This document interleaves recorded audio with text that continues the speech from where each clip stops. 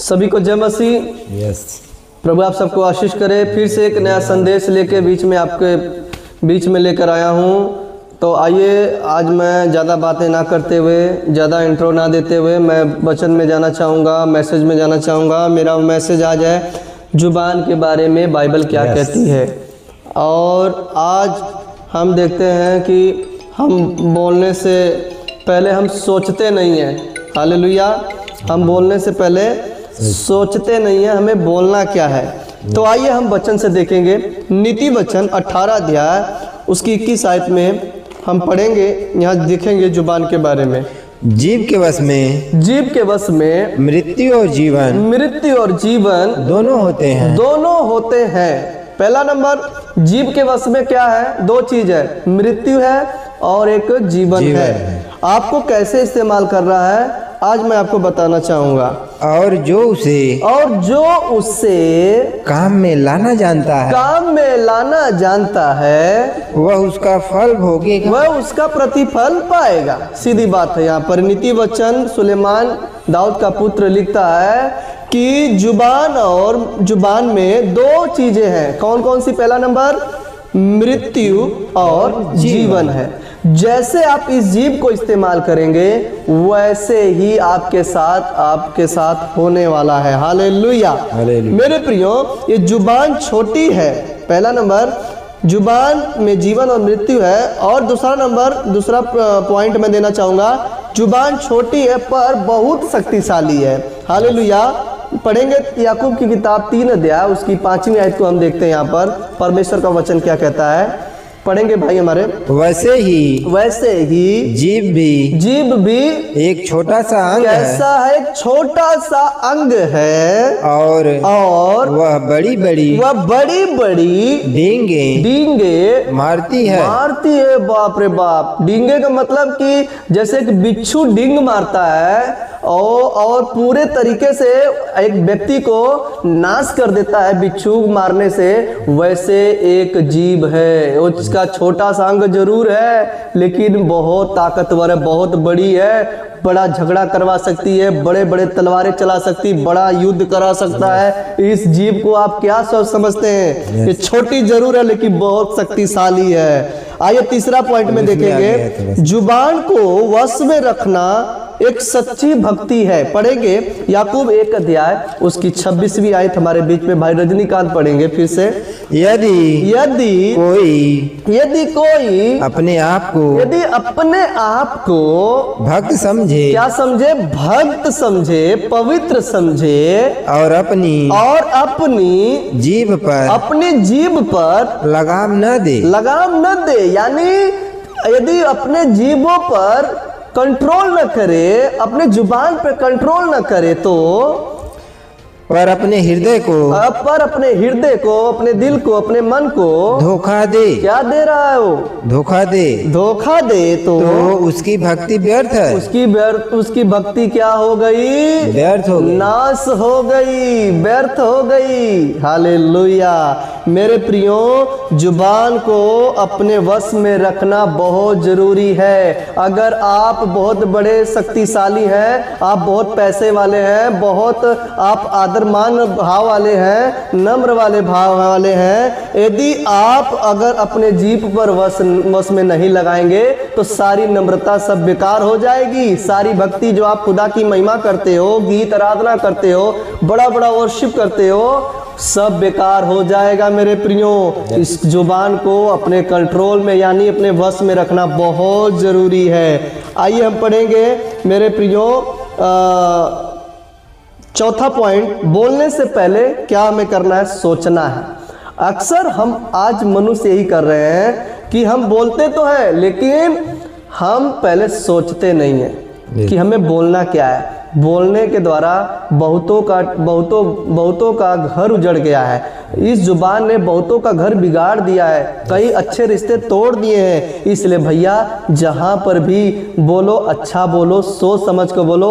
हो सकता है आपके बोलने से किसी का रिश्ता ना टूट जाए, किसी का ठेस ना पहुँचे, इसलिए बोलना बहुत ज़रूरी है भैया, सोच समझ कर। हालेलुया। लेकिन बाइबल कहती है हर मनुष्य सुनने में तत्पर और बोलने में धीमा हो। कुछ भी बोले सोच सोच समझ कर बोले और धीमा बोले, सही बोले। हालेलुया। भले आप धीरे बोलते हो कोई बात नहीं, लेकिन सही बात बोले।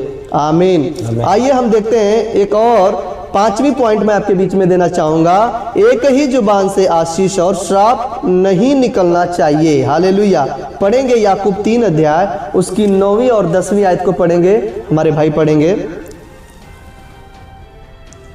इसी से हम प्रभु और पिता की स्तुति करते हैं। क्या करते हैं? हम स्तुति करते हैं। और इसी से मनुष्यों को जो परमेश्वर के स्वरूप में उत्पन्न हुए हैं यानी बनाए गए हैं, श्राप देते हैं। क्या देते हैं? श्राप देते हैं। बाप रे बाप। प्रभु हमें स्वरूप में बनाया है और उसी व्यक्ति को हमें भी प्रभु ने बनाया है, उसको भी बनाया है, लेकिन हम क्या करते हैं? उसे इसी जुबान से श्राप भी देते हैं। और फिर जब भवन में आते हैं, चर्च में आते हैं, तो हम बड़े बड़े ऊंचे स्थानों में खड़े होकर, बड़े बड़े स्टेज पे खड़े होकर वर्शिप चिल्ला चिल्ला कर करते हैं, आराधना करते हैं। क्या फायदा भैया इस सब बातों को? हालेलुया। क्योंकि भैया इसी चीज से आप श्राप भी दे रहे हो, खुदा का आराधना भी कर रहे हो और एक दूसरे को क्या कर रहे हो? नुकसान भी पहुंचा रहे हो इसी जीव के द्वारा। इसलिए मेरे प्रियो, उसी जीव को प्रभु से हम स्तुति भी करते हैं, आराधना करते हैं। हालेलुया। और मनुष्यों को भी हम क्या करते हैं? कोसते हैं, श्रापते हैं। हालेलुया। ऐसा नहीं होना चाहिए। बोलो आमीन। आइए मैं 6वां पॉइंट में चलूंगा। मोटी कठोर बात झगड़ा बढ़ाती है। मोटी यानी कठोर बातें बात को झगड़ा बढ़ाती है, कोमल वाणी शांति लाती है। पढ़ेंगे नीति वचन 15 अध्याय उसकी पहली आयत को देखेंगे। वहां पर परमेश्वर का वचन क्या कहता है? कोमल उत्तर सुनने से गुस्सा ठंडा हो जाता है। क्या हो जाता है? गुस्सा यानी निराशापन खत्म। हालेलुया। मेरे प्रियो, यदि आप किसी व्यक्ति को मधुर बातें बोलेंगे, कोमल सी बातें कर देंगे, धीरे से प्यार सी बातें कह देंगे, मेरे प्रियो उसका हृदय बदल जाएगा। इसलिए मैं कहता हूं, जो आप बोलते हो सोच कर बोलें, कोमल से बोलना है, कोमलता से, सही तरीके से बोलना है एक दूसरे को। इस जुबान को सही सलामत से इस्तेमाल करना है। कोमल उत्तर से जलजलाहट क्या हो जाती है? ठंडी हो जाती है। कोमल उत्तर से जलजलाहट, जो आपके किसी बातों को लेकर जलजलाहट है, जलन है, तकलीफ है, मैं सच बता रहा हूं, अगर आप एक अच्छी बातें बोल देंगे, एक अच्छा शब्द उनके लिए बोल देंगे, मेरे प्रियो, जो आपसे जलन रखता है, नफरत करता है, उसका मन ठंडा हो जाएगा, उसकी जलजलाहट ठंडी हो जाएगी, वो आपसे नफरत नहीं प्रेम करने लग जाएगा। हालेलुया। मत्ती 12 का 34 में पढ़ेंगे। ये मैं 7वां पॉइंट देना चाहूंगा। हमारे शब्द हमारे मन को प्रकट करते हैं, जो मन में भरा है वही मुंह से निकलता है। आइए हम देखते हैं मत्ती 12 अध्याय उसकी 34वीं आयत को देखेंगे। यहाँ पर खुदा का वचन क्या कहता है? मत्ती 12 अध्याय उसकी 34वीं आयत। हे सांप के बच्चों, प्रभु का वचन, प्रभु क्या कह रहा है? हे सांप के बच्चों, तुम बुरे होकर कैसे अच्छी बातें कह सकते हो? क्योंकि जो मन में भरा है वही मुंह पर आता है, वही जुबान पर आता है। हालेलुया। प्रभु का वचन कहता है कि हमारे शब्द हमारे मन में प्रकट करते हैं, और जो मन में भरा है भैया वही तुम्हारे मुंह से निकलता है। हालेलुया। मन के अंदर अगर प्रेम होगा तो प्रेम ही जुबान पर आएगा, नफरत होगा, डाह होगा तो तुम्हारे जुबान पे नफरत वाली बातें आएगी मेरे प्रियो। इसलिए मैं आपको कहना चाहता हूं, अपनी जुबान को कैसे इस्तेमाल करना है। हालेलुया। बाइबल क्या कहती है जुबान के बारे में? हालेलुया। जुबान ऐसे इस्तेमाल करो, सुनने वालों को क्या हो? उद्धार हो। सुनने वालों को क्या हो?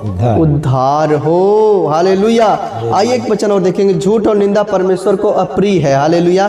नीति वचन 6 अध्याय उसकी 16 से लेके 19 आयत तक हम देखते हैं, पढ़ेंगे। नीति वचन 6 अध्याय उसकी 16वीं आयत पढ़ेंगे। जब हम देखेंगे यहाँ पर झूठ और निंदा परमेश्वर को अप्रिय है। क्या है? 6 वस्तुओं से 6 वस्तुओं से यहोवा बैर रखता है। क्या करता है? बैर रखता है। कौन सी 6 वस्तु? पहला वस्तु कौन सा? दिया नहीं। हाँ, वरन 7 है। 7 भी है, वरन 7 है। कौन सा 7 है? जिनसे उसको घृणा है। क्या? कौन सी, किस बातों से घृणा आती है? अर्थात घमंड से चढ़ी हुई आंखें, घमंड से चढ़ी हुई आंखें, झूठ बोलने वाली जीभ। बाप रे बाप, झूठ बोलने वाली जीभ जो है यहोवा को घृणा आती है। घमंड करने वाले, घमंड से में रहने वाले व्यक्ति को, झूठ बोलने वाले व्यक्ति को परमेश्वर क्या करता है? नफरत करता है। आगे, और निर्दोष का लहू बहाने वाले हाथ, और निर्दोष का लहू बहाने वाले हाथ, अनर्थ कल्पना गढ़ने वाला मन, अनर्थ कल्पना गढ़ने वाला मन, बुराई करने को वेग दौड़ने वाले पांव, करने के दौड़ने वाले पांव, झूठ बोलने वाला साक्षी, फिर से आ गया, झूठ बोलने वाला साक्षी, और भाइयों के बीच में झगड़ा उत्पन्न करने वाला, भाइयों के बीच में झगड़ा उत्पन्न करने वाला मनुष्य। मनुष्य कौन? जो अपनी जुबान को सही इस्तेमाल नहीं करता है। हालेलुया। मेरे भाई, अगर इस जुबान को आप सही इस्तेमाल करेंगे तो आप बहुतों का घर बचाएंगे, बहुतों का टूटते हुए रिश्ते को आप बचाएंगे, हाथ जोड़ेंगे। हालेलुया। मसीह हमको ये बिल्कुल सराहना नहीं देता है, बिल्कुल हमें बढ़ावा नहीं देता है कि अपनी जुबान को गलत इस्तेमाल कर कर किसी का ठेस पहुंचाओ, किसी का रिश्ता तोड़वाओ, किसी का हालेलुया घर को बिगाड़ दो। ऐसा परमेश्वर हमें बिल्कुल भी हमें अधिकार नहीं देता है। मेरे प्रियो, आज इस वचन के अनुसार मैं कहना चाहूंगा कि जो भी बोले सोच समझ कर बोले, ताकि सुनने वालों का क्या हो? उद्धार हो, आशीष मिले। हालेलुया। बोलो आमीन। अगर आप इस वचन को आपने सुना है, आपने अगर इस अपने दिल में रखा है, तो आप बहुत बड़े आशीषित हो चुके हैं। तो इसीलिए इस वचन को बहुत ध्यान से अपने मन में इसको सोचना है, और जो भी किसी को बातें बोलना है सोच समझ कर बोलना है। आशा करता हूँ आपने इस वचन को सुना है, आपने समझा भी है। प्रभु आप सबको ब्लेस करे। आप सभी को जय मसीह। प्रभु ब्लेस करे।